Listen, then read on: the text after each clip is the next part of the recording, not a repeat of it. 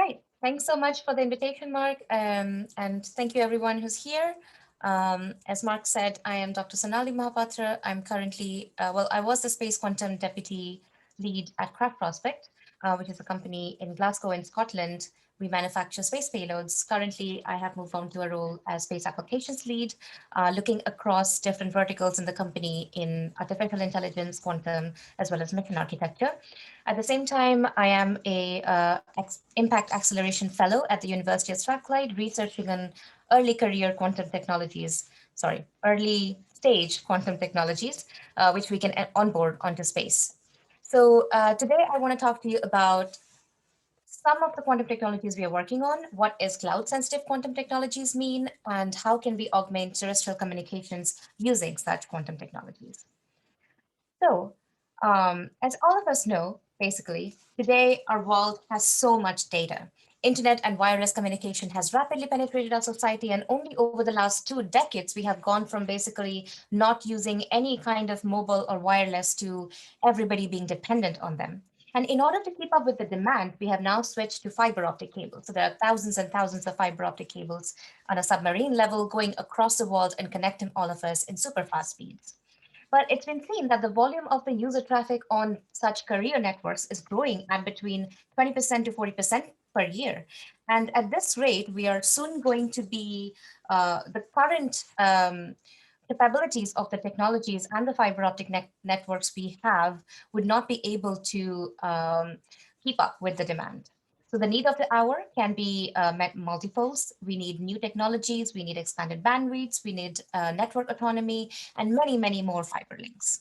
And today, in many different sectors, we are, as I said before, switching over to optical comms, rapidly replacing older communication systems because of their speed as well as because of their resilience.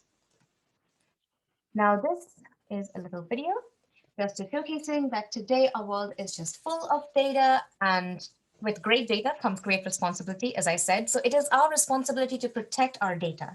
And our current data is being protected by our cybersecurity networks, which are based upon mathematical calculations of great complexity. So it has been calculated that a classical computer, like however big a classical computer is, would probably take more than the total age of the universe to break such cybersecurity networks. But, how do I go to the next slide? There you go. But today we have a new quantum world. And what does this exactly mean, right? So let's first talk about what does quantum mean. Quantum is, there's a lot of hype around the word quantum, and we want to make sure that we are talking about what exactly quantum is, and we want to stripe out all the hype from that word. So quantum basically means anything which is extremely small, that is less than equal to 10 to the power minus 15 meters. So things at the scale of atoms, of protons, nucleons, electrons, elementary particles, all of these particles are so small that they basically behave and they behave in a certain way, and their behavior can be described by this theory known as the quantum theory. Now, this quantum theory has been widely successful. We have been able to predict what quantum theory predicts about the behavior of such particles. We have been able to observe the behavior of such particles, and both experiments as well as theory reconcile with each other, letting us know that, hey, we are on the right path. But today, what many people call as a second quantum revolution, we are in an even more exciting phase, which means that we are currently in the stage of using quantum technologies.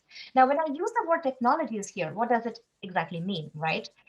It means that today, instead of just using the knowledge of quantum mechanics as a overall underlying theory to manipulate lasers, for example, or build supercomputers or quantum or semiconductors and so on, we actually manipulate single quantum particles at the individual level. So imagine manipulating a single electron, a single photon, a single proton, a single atom. This is what quantum technology allows us to do. Super. And sounds very sci-fi-ish, right? And this is exactly where we are today. And because of this new quantum technologies that we have moved over into, there is an advent of the new quantum computing systems. A lot of you obviously have heard about quantum computers, how they use qubits instead of bits, which gives them amazing and more faster computing powers. They also have something known as quantum memory, and they can hold what a quantum state of a particle was. Now, a lot of the applications of such quantum computers is in the field of optimization problems or machine learning problems. And a big thing is that they can do short algorithm, which means that they can factorize large numbers. Now, this is where the threat of quantum computers comes in. So because quantum computers can factorize large numbers, they will be able to factorize the product of two really big prime numbers, which is what our current encryption algorithms use as a security measure. So it has been shown that what classical computers would have taken more than more than the lifetime of our universe to crack, quantum computers with around 4,000 to 5,000 stable qubits will be able to crack in just 10 seconds. Now, we are not there yet. We do not have as many stable qubits as you might have heard. IBM has what, 58? Or somewhere around that stable qubits now. So that's quite a big jump to go to 4,999 or 5,000. But the prediction is that we will be there in a few years, 5 to 10 years. And even if we are not there yet, what might be happening is that cybercrime syndicates are on the rise. People might be downloading our data and storing them in their secure system so that when quantum computers are on the market as commercial products, they will be able to acquire one of those and then crack the encryption processes and get the data that they're after. So there is an emerging need to ensure that large companies, large organizations, governments, hospitals, finance institutes, all of us basically start asking ourselves, what are the new measures that we can take to protect us from this new quantum world, which is also going to bring wonderful stuff in it, but it's also going to bring certain threats. So there is a growing need to make our encryption systems more future-proof. Now, some of the quantum technologies that I work with are quantum communications technologies, quantum random number generators, quantum sensors, and we will see how we can actually go ahead and use certain other quantum technologies to future-proof our encryption systems. And where does space come in, right? Right. So as I was mentioning, basically public key cryptography based on tough math algorithms, they are hard to crack, but not uncrackable, and we are soon going to be able to crack them. Where we are going is quantum cryptography. Quantum cryptography, on the other hand, uses quantum objects such as single light particles or photons, as they're called, to encrypt information. We encrypt information in the quantum states of such single quantum particles. So photons, light particles, as many of you again might be aware, they have certain quantum states known as spin. They might be spinning a certain way. They have a polarization. So if you put some kind of a polarizer in front of a stream of photons or a laser beam, then you would be able to polarize or make them oscillate in a certain direction as opposed to a different direction. And that is what basically is one of the polarization quantum states of a light particle. It's amazing that we can already do that, right?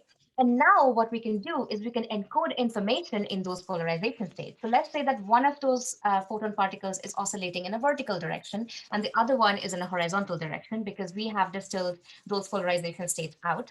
I can always call the vertical oscillation state as 1 and the horizontal oscillation states as 0.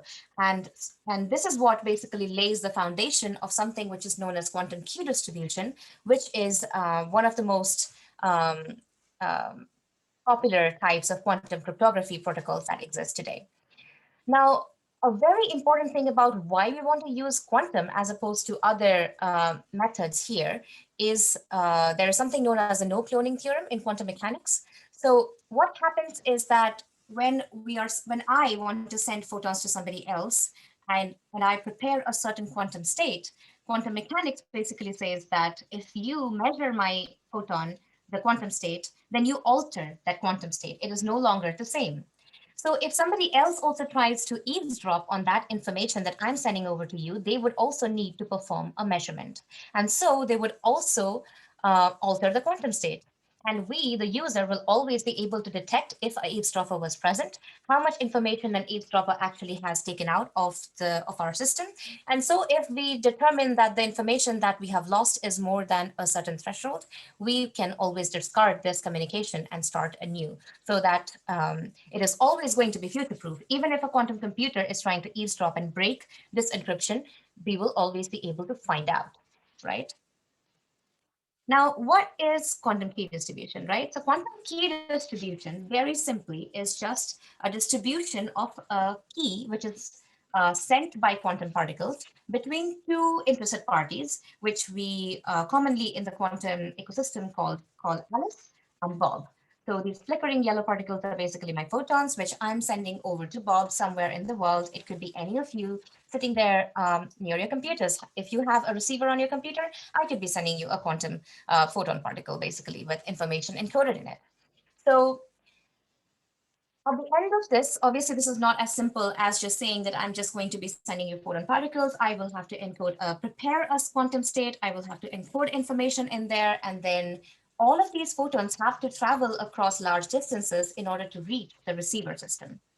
Now, this is where the problem comes in, because fiber optics is great, much better than traditional um, uh, wires or traditional ways of sending information that we used to use before, but the losses are still very difficult to achieve large distance communication using quantum particles such as photons. So on the ground level, we can use fiber optics, or we can also use just send quantum particles through the atmosphere, right? And it has been seen that using fiber optics, we can maximum send like 100 kilometers distance, which means that I can be like maybe I can be here and somebody can just be 100 kilometers away from me, and I can have a fiber optic path laid down between each of us. I will have a transmitter, that person is going to have a receiver, and we're connected by a fiber optic, and we will be able to establish a secret key between the both of us. Now, this key is going to be used for future secure communication between both of us. The key is not the communication itself, right? So but what if we want to go beyond 100 kilometers, right? We want to make sure that the whole globe is actually protected and future-proof, because if there's one weak link, then all the links can also be vulnerable in the next instance. And we can't our world is much more than 100 kilometers. So people have found out that if you do free space, or let's say free space terrestrial quantum communication, which means that I can just have a transmitter which is sending out photons into the atmosphere, and the photons are traveling across to a receiver, then they can also go maximum 500 to 600 kilometers. There is something known as quantum repeaters, which are being developed, but they haven't yet seen any practical applications. So once they are there, maybe we will be able to use those repeaters to go beyond the 500, 600 kilometers. But right now, terrestrially, we are limited. We are distance limited. So how do we actually do long distance communication and share a secret key between two long distance people, right? And this is where slowly space will come in, because what we can do is I can have a ground station, you guys can have a ground station, and we can basically come to an agreement and send a satellite up between the both of us. Now, the satellite can be sent up in a LEO orbit, which is a 500 to 600 kilometers distance orbit from the surface of the Earth. And so when the satellite is on top of me, it will be sending down photons to me, and it will be sending maximum 500 kilometers. But most of the time, the photons are going to be traveling through vacuum of space. And so they wouldn't have a lot of atmosphere. And so the photons would not get as much losses, would not get lost as much. Then the satellite basically goes over to you and then sends down the photons again, and the same thing happens, right? So usually the photons are sent via what we call a quantum channel, and a lot of the post-processing is done via public classical channels. And so we have the Craft Prospect ribbon here, because I'll be talking to you about the satellite mission, which we're sending up. We have our mobile ground station. So we are actually developing a mobile ground station with our partners at the University of Bristol. And so here's Bob wearing the Scottish tartan. And here we have our dearest Nessie trying to eavesdrop on our communication, but we will try to make sure that this does not happen. Sorry, Nancy. So something that one of the protocols that we use in quantum key distribution and which has been shown to be provably secure, as well as is the simplest protocol to be implementing all over the world, is the BB84 protocol, right? And I won't go into details of that protocol, but feel free to ask me questions later on, and I can talk about anything of interest. And here is actually a little video of what the ground station and key receiving is going to be looking like. So you'll have optical ground station 1 here. It's going to be a bit slow, so bear with me. So there we will have a satellite. That satellite is actually going to be ROKS, which I will be talking about in a little bit. The satellite will then go over to the other ground station and we'll see a different ground station. So this is a satellite sending down quantum keys. The arrows basically point towards the different polarizations that the satellite is sending over to the ground station. Next, the satellite goes over to the other ground station and performs the same kind of operation. So this is ground station number 2.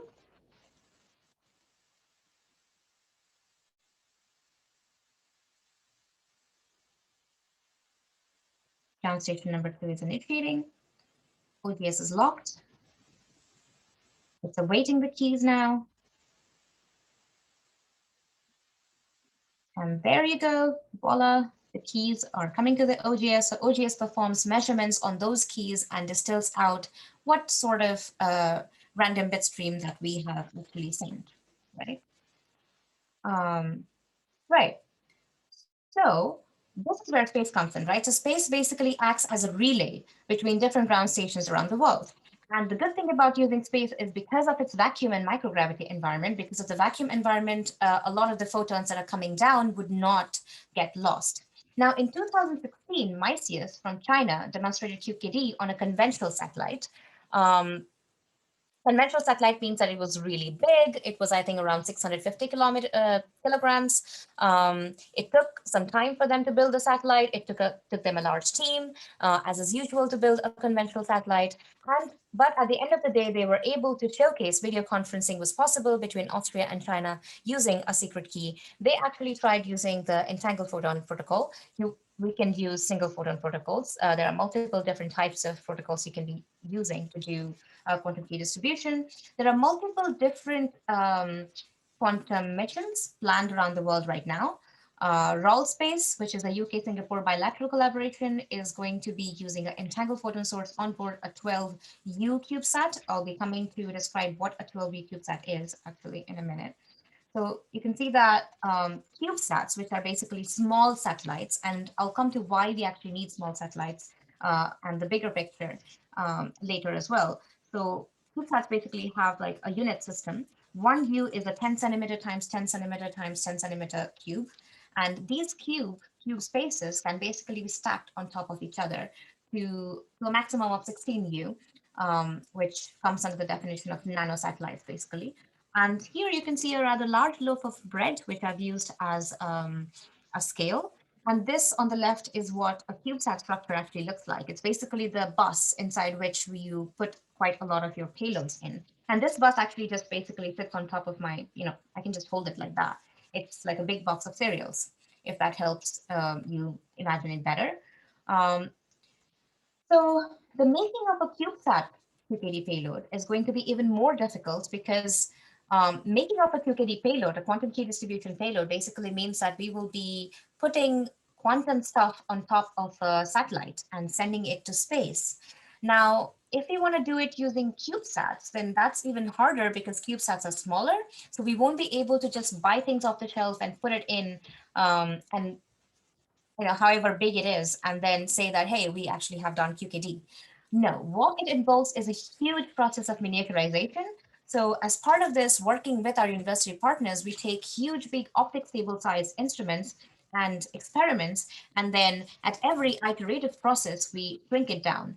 So in the first iterative process, it might be this big, which is like the size of my table. The next iterative process, it will be even smaller, size of a cereal box again, which will probably fill up the whole CubeSat. But we have other payloads that we want to put on top of the CubeSat. So currently, basically, the payload that we have produced is less than 1U size of the CubeSat.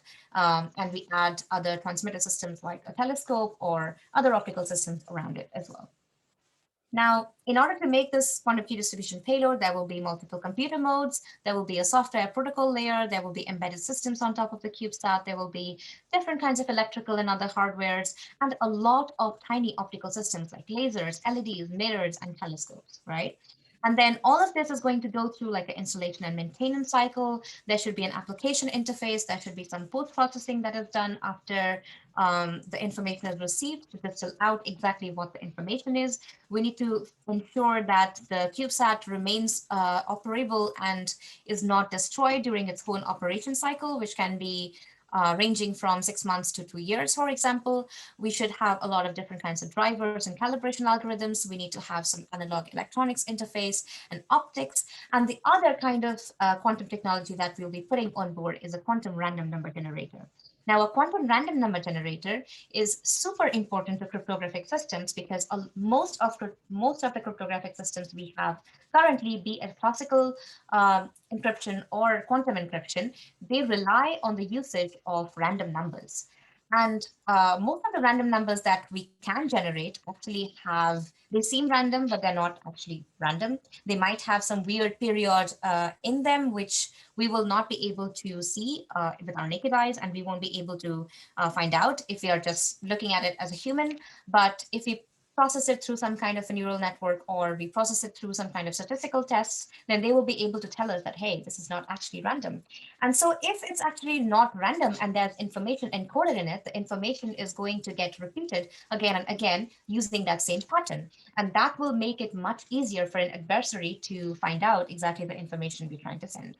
So it's really important to be using quantum random number generators, which again use quantum properties such as, or quantum experiments such as the Bell experiment to basically like you have a wave function, and then depending on your measurement, when you're measuring it, it's completely random whether it's going to be 0 or 1. Right? So whether the cat is going to be dead or alive, the Schrödinger's cat. So that's basically what a QRNG does. It tells you whether the cat is dead or alive. If the cat is dead, it says 0. If the cat is alive, it says 1. And so we use the output of a quantum random number generator as the input into our QKD system so that we can amplify the privacy and security of our system even more. Here's a little glimpse of our payload box, actually, the one I'm talking about. So this has all the tiny optics components that are going to be gone into the beam steering system of QKD. This is the actual CubeSat box that this is going to go inside. This optics box with the first quantum tech that we are putting on here is a quantum source, right? Which is going to be producing the single photons in which we are going to encode the information in. Now, where does, like I told you a lot about quantum key distribution, right? And the kind of quantum tech that we are having we're going to have on the satellite. But there was a word called cloud sensitive in my topic, in my title at the beginning of the talk. So where does this word cloud sensitive come in, right? So let's say, if you remember the video of the ground station and the satellite might be able to send a lot of polarized photons. But what happens if there is a cloud cover on top of the ground station, right? What happens if there's other kind of weather considerations that we need to be taking? Because if there is a cloud cover, then we are kind of getting back into lossy territory again. Cloud means there's a lot of particles. Particles means that there will be interactions with the photons, there will be divergence, there will be beam wandering, and we might lose, again, all the photons that we are sending down. We will lose the advantage that we gained from using space as an enabler.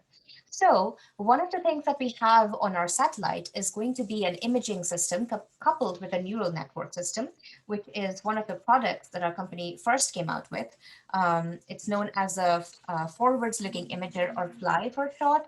And what it does is that it looks ahead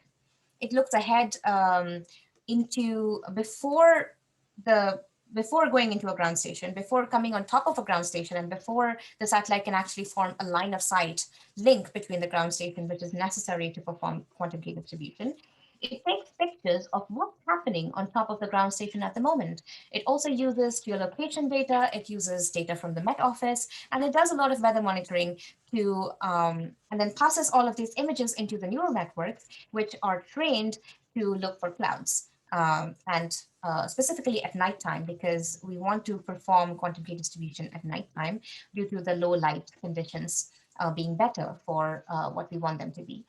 So this neural network then tells us that, hey, on top of the second ground station, there's actually some clouds. So it will not be good if we want to perform QKD right now. So it looks around for other ground stations in the area, points the satellite to a different ground station which does not have cloud cover, and so sends the key, the photons down to the other ground station instead, making sure that we are not actually losing one particular orbital pass, and we can automate some of these decisions on board the satellite, as opposed to always having to control it and command it from the ground station. So it takes away a lot of the labor from these kind of systems as well.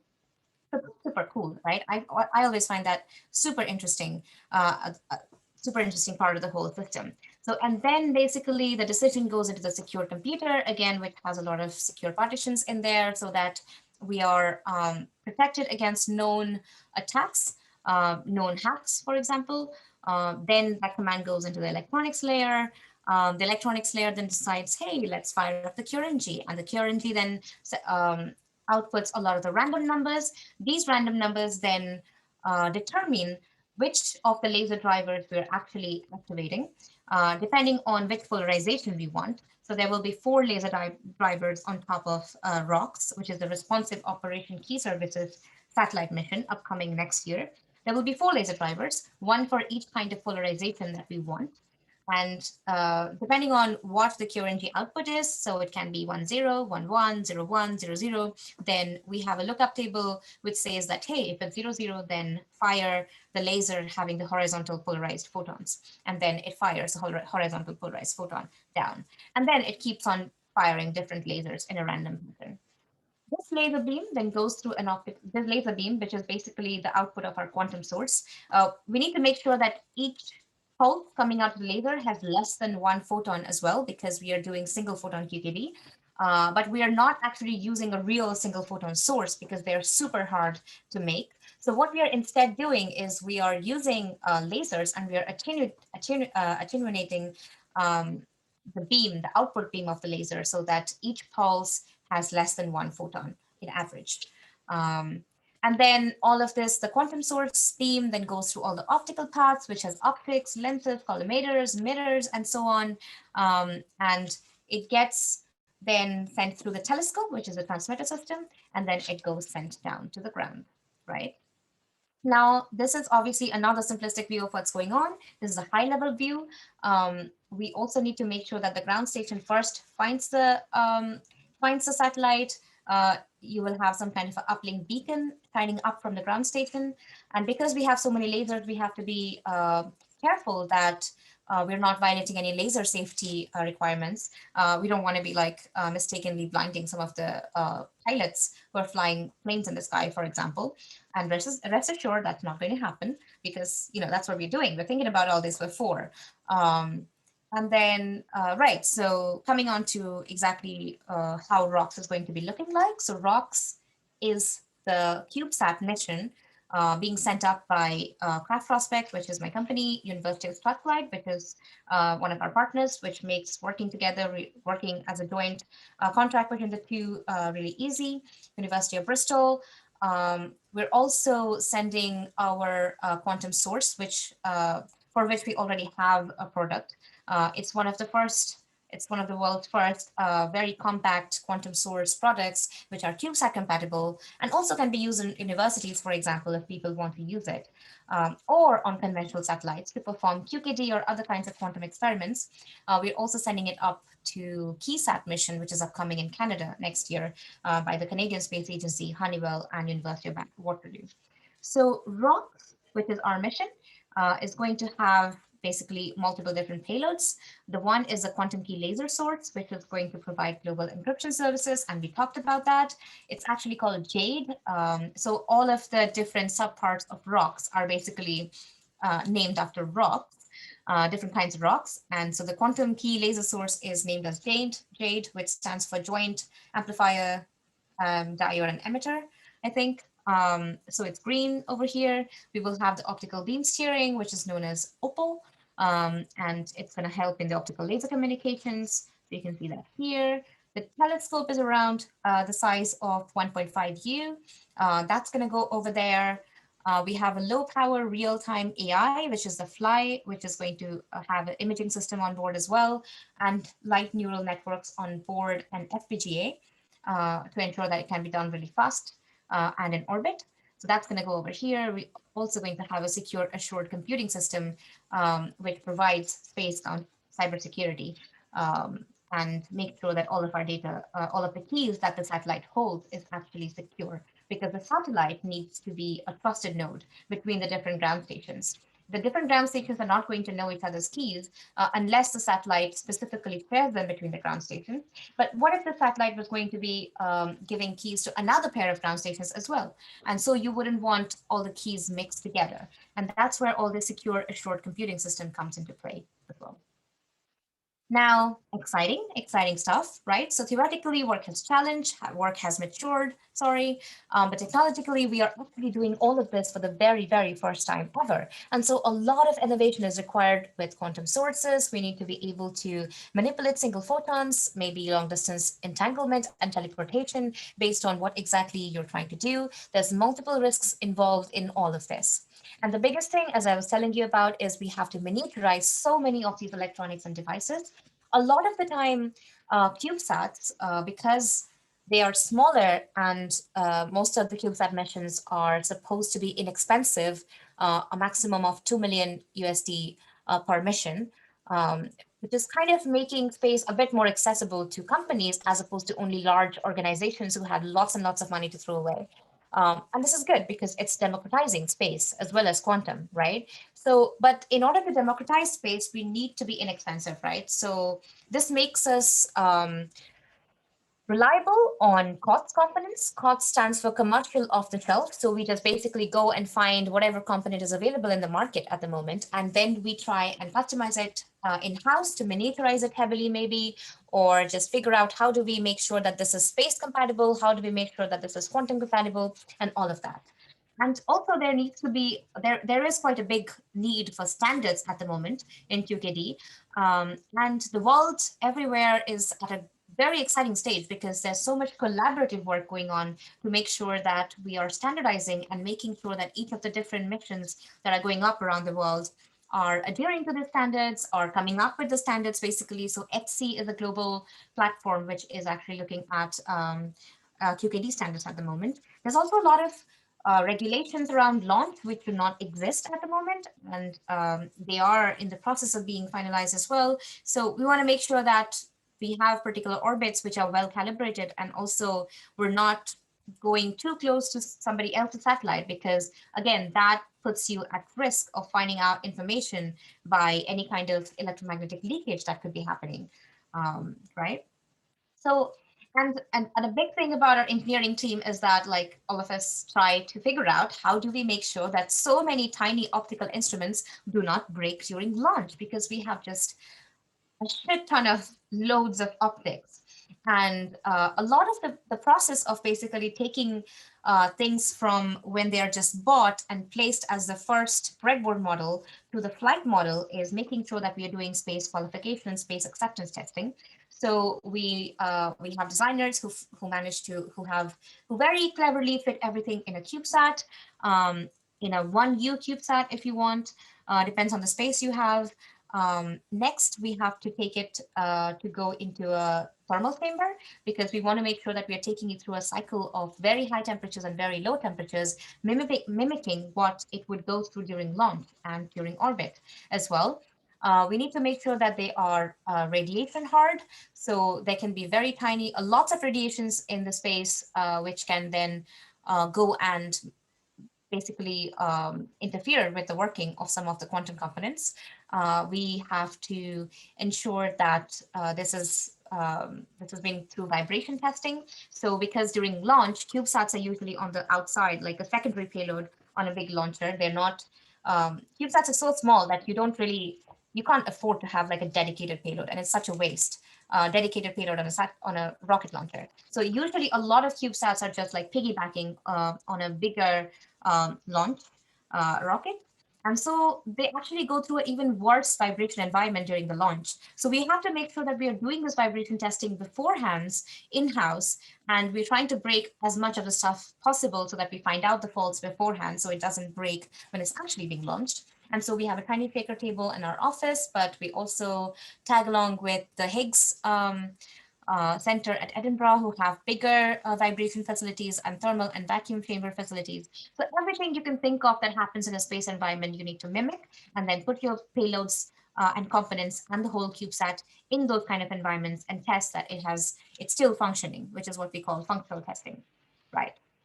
And then at the end of the day, we have loads of lasers. So we also have to be very careful about making sure that we are adhering to laser safety standards, right?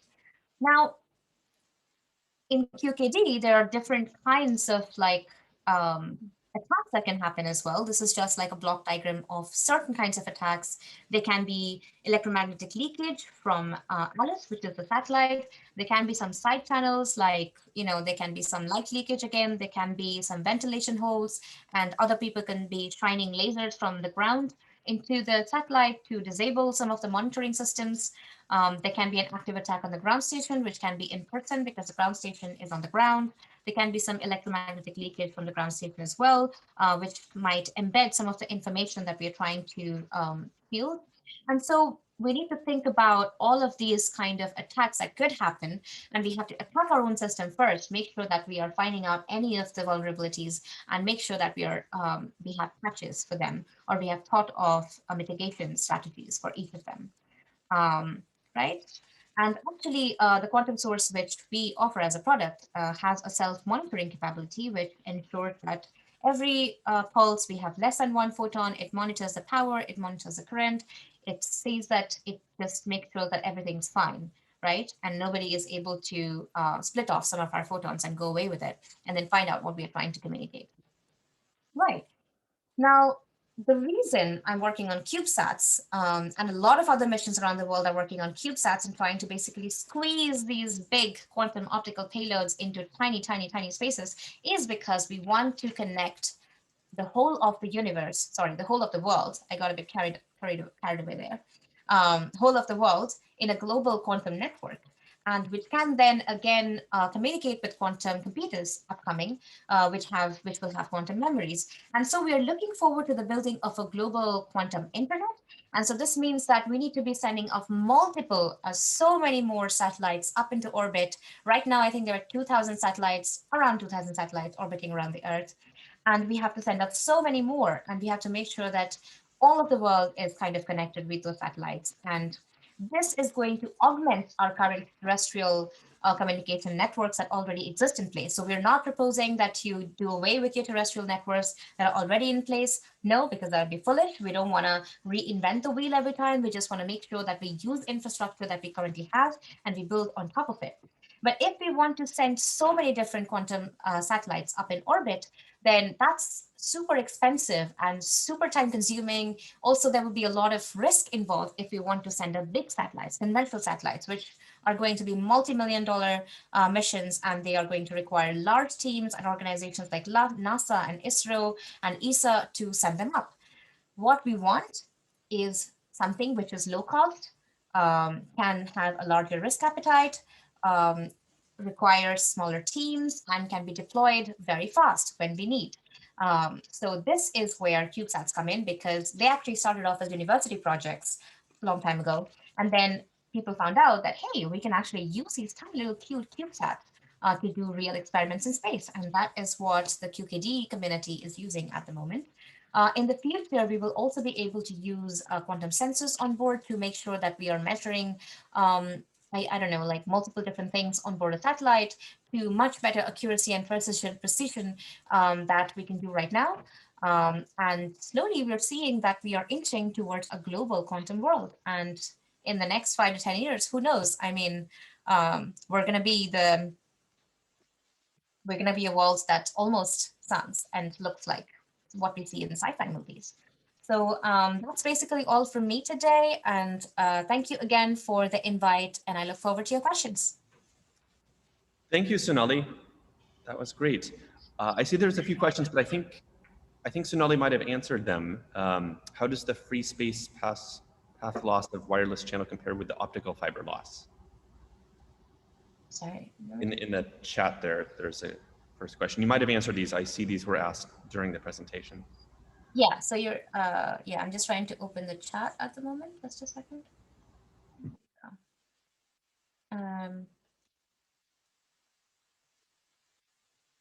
Right, so how does the free space path loss of wireless channel compare with the optical fiber loss?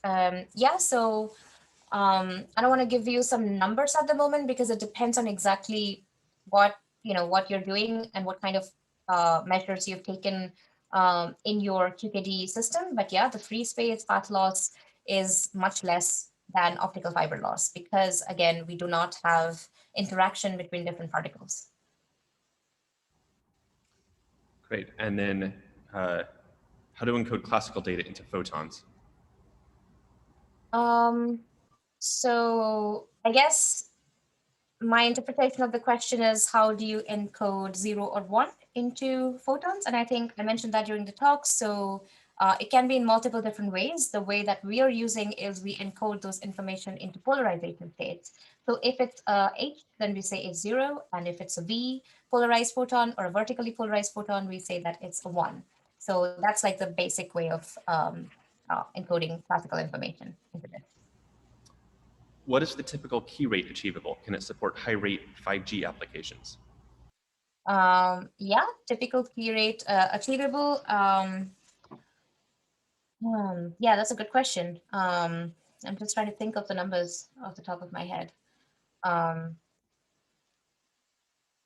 I think the best bet is go into one of our papers and find it out because I'm having a little bit of trouble remembering the exact number. But yes, it can support high rate 5G applications, but I think we are a few years away from that at the moment. So the frequency of our source is 100 kilohertz at the moment. It can actually go up to 200 kilohertz to 300 kilohertz. And depending on that, the typical key rate is going to go up. The key rate also depends on the ground station, the diameter of the telescope. So if you have a bigger telescope, so more money equals bigger telescope, and bigger telescope equals less losses. And so you would have much better key rates. And yeah, it can support high rate 5G applications, but I think we are like a couple of years or maybe 5 years away from that because we need to make sure that we can actually increase the rate. And I see that Sid Lang has his hand raised. Sid, would you like to ask a question? Yes, can you guys hear me? Yeah. Can you please, I was just curious because I mean, I understand the quantum technology and the whole quantum world is exciting, but it comes with the most important and significant challenge. That is Heisenberg's uncertainty. And a lot of the stuff that you mentioned about manipulating electrons, manipulating states of light, single photons, they all are limited by the uncertainty defined by the Heisenberg's principle. Let's say, for example, you talked about 1 photon per particle. So if you want to measure the 1 photon per pulse or whatever, you have to give up significant control over the phase, which kind of limits your polarization and other statistics. So how do you, so you have to select which you want to lose because you cannot have both. So we are selected to lose the phase because in our system, the phase is completely randomized. So every single particle just goes off with a very random phase because it's important that the phase is also completely randomized because we don't want to encode any information. So there should be no correlation between the polarization state and the phase of the photons. Yes, but then that will limit to how much you can really send because once you don't know the polarization of your phase, you are trying to send a polarized particle. We don't know the phase, we know the polarization. Yeah, but the polarization is of light is always is like symbiotic with the phase of the light. You cannot change the phase and the polarization at the same time. That's yeah, but we're not changing the phase, right? So we're making all, like, we're just very randomly saying that all the phases are going to be random. yes, no, in that way, and we are reducing the correlation between the phase and the polarization. no, not really, because the correlation is still there. It's just that you are going to lose a lot of your signal strength, because you basically what polarizer does is, as you know, is just allow one polarization, everything else goes out of the window.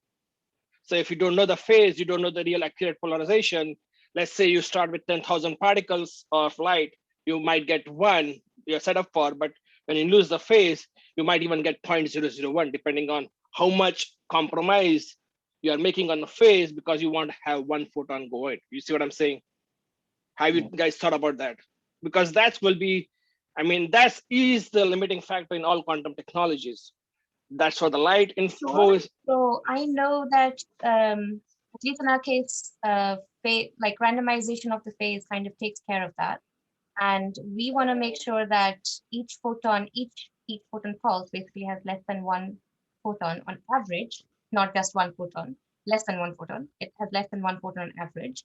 And we already know the polarization we're sending the photons in, because they are determined by the quantum random number generator. But I'll go back and think about your questions because it's interesting. But I would maybe ask you to go look up, what is that? There are a couple of papers which talk about like how do we do the BB84 protocol and why that's why we need to make it all phase randomized to encode information and polarization. So I'm not really sure exactly how we are limited by the phase at the moment, but I'll go look it up. So and also, like when you say about less than one photon per pulse, because the laser pulse have millions of photons. How are you filtering from million to one? The attenuated. You can use, like, in a laboratory setting, you can just use multiple different ND filters, and it's not going to be one photon. It's going to be, if you calculate the average photon number in a pulse, then that is going to be less than one. Average photon number, that is still, I mean, you can okay, because I'm assuming you're using some kind of optical down conversion, because without anything short of down conversion, I just don't see how you. Yeah, anyways, I'm not sure about that, so I'll have to ask my collaborators at University of Bristol. Okay, and my second question was, what's the energy of your lasers that you have on your satellite, and what's less than 5 watts? And is it a pulse? I mean, I'm assuming it's a pulse laser, so it's like a femtosecond laser or nanosecond time frame, or is it nanosecond? Nanoseconds. Okay, so that's actually pretty strong, and that will blind most of the people on the ground if it even if the part of a reflection goes in. So do you know what's the optical frequency of that laser is? Because that is a significant safety danger. You do not want to shine over on somebody's car, and next thing you know is so 5 watts is basically the input power of the laser. The output power of the beam is not going to be anywhere near blinding powers. So that is being taken care of, but I don't have the numbers on the top of my head, but they will all be there in the ROKS paper. There is a paper on Jade at the moment, which is going online soon. We presented it at one of the conferences, so that would have all of these technical details, which I don't really remember off the top of my head, because it's a huge, do you know what huge system. Yeah. And how okay, and then this is what I was thinking when I'm talking about, like, what kind of stuff that could interfere. So you probably need a very, very sophisticated weather system, because even the most sophisticated weather system that the NOAA has, it doesn't predict when there's going to be a fog. That we're only looking at clouds at the moment. So yep. So basically, yep. So if there is a fog, And fogs, depending on what aerosols or where it's coming from, it might block your laser. Basically, if you are sending less than 1 photon per pulse, if there is a fog with some sort of aerosol or a smog or whatever, it's not Yeah, reaching ground. that is definitely a concern. Yeah, and that's going to be looked at by missions. So the ROKS mission that's upcoming is a demonstration mission. So which is going to demonstrate that we can actually do the QKD, and then there can be one key distilled on the ground. And depending on the telemetry that we get from the demonstration mission, these are the things that succeeded, these are the things that failed. There will be another version, and engineering will proceed on a reiterative approach, basically. Okay, thank you. Thank you, Sid. Are there any other questions?